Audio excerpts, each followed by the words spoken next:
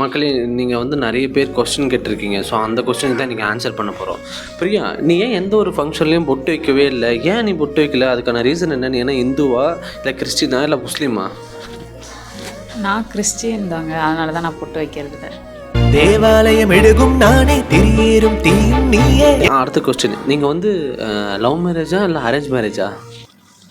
Love மேரேஜ்லாம் இல்லை, arrange marriage தான். நான் எங்கள் வீட்டில் பார்த்த பையனை தான் நான் மேரேஜ் பண்ணிட்டேன். மாப்பிள்ளை ஹேண்ட்ஸமாக இருக்குன்னு சொன்னே பொண்ணு கொடுத்துட்டேன். அது என்ன மாப்பு கொஞ்சம் கூட வெக்கப்படாம பேசிட்டேன்.